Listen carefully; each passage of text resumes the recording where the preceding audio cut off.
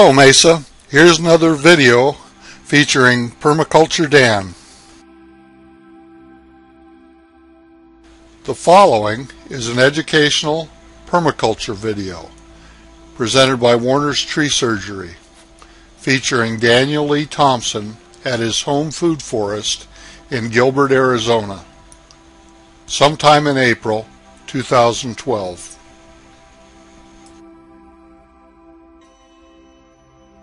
Yeah, so, Mr. McDonald. Okay, we'll go back there. We're live. Rami Koch bought the coastal forests of Maui because he didn't want to ship beef to Hawaii. And because it rained every afternoon at 3:30, he says, by the way, I'll cut all the trees down and sell them to Japan at whopping profit. And put pastures out there, and it'll rain every day at 3:30 in the afternoon. And it does. Where? 30 miles inland where the forest starts. And then it backs up a little bit, but it doesn't back up enough to hit the edge of the island, which is turning into a desert, and it absolutely killed the Paradise Island offshore. And since the Paradise Island no longer rained and all the fresh water disappeared, our Navy said, well, this is such a useless place, we'll just make it a bombing range. And so it now is just a dead island covered with exploded and unexploded ordnance. So when they had a rainforest, it rained, and when they cut it down, it quit raining. It quit raining. Does it get any simpler than that? You know what? So what's the answer? The answer is put it back.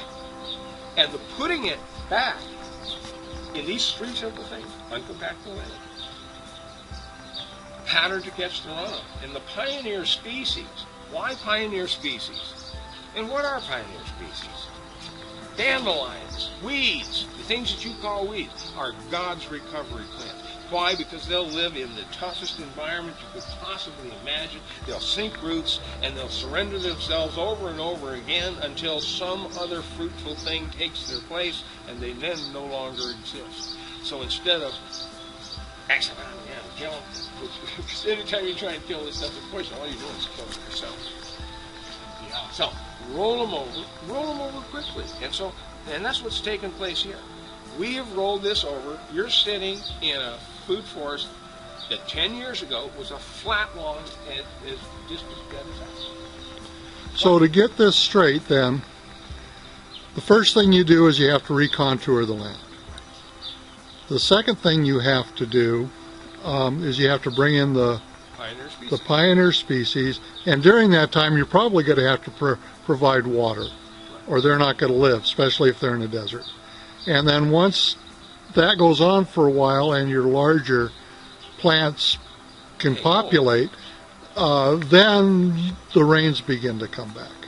Right, and guess what happens? It will rain more on your place than any other place around. You know, when I first heard that, I didn't have the understanding of biochemistry that I do now, but there's another thing that I came to realize about a year ago, that in the mitochondria, which are in the plant leaves, they actually produce water. Yes. To get rid of the two free electrons, when the ATP is produced, the ATP synthase actually jams some stuff together and actually creates water. So if you've got plants and a given amount of water, you're actually getting more water out than you put in. That's right, right. Because it's pulling from multi sources. And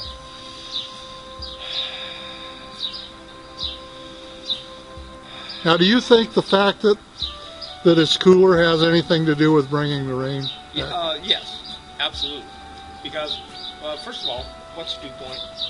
Dew point is the temperature at which water will coalesce and form. So what happens here is, if I see the clouds coming and they're building, because I run out and turn on all the sprinklers. Why? I will hit dew point faster than any place else around. The rocks, you got to overcome a whole bunch of heat off the rocks to get this. And I have uncountable stomata here that when I start doing this, and I'll actually take a hose with a sprayer, and I'll start spinning circles and shoot it high up as I can. And sometimes when the thunder and lightning are getting close, it tingles. You want to put it down and get away. Don't do that for a long time.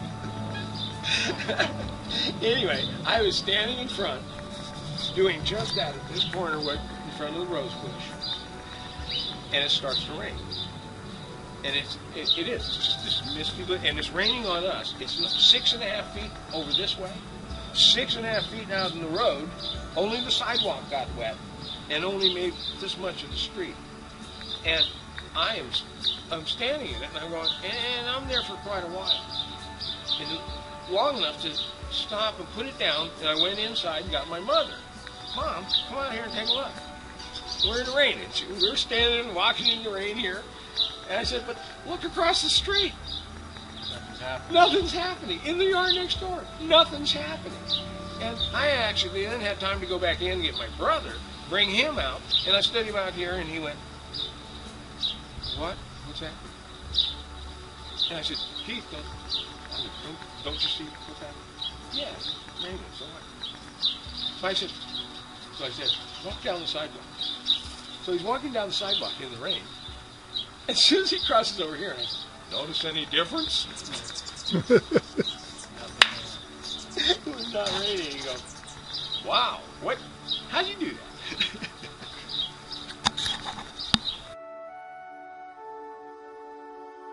This video was made in Gilbert, Arizona. The person talking is Dan Thompson. Dan can be reached at 480-688-3335.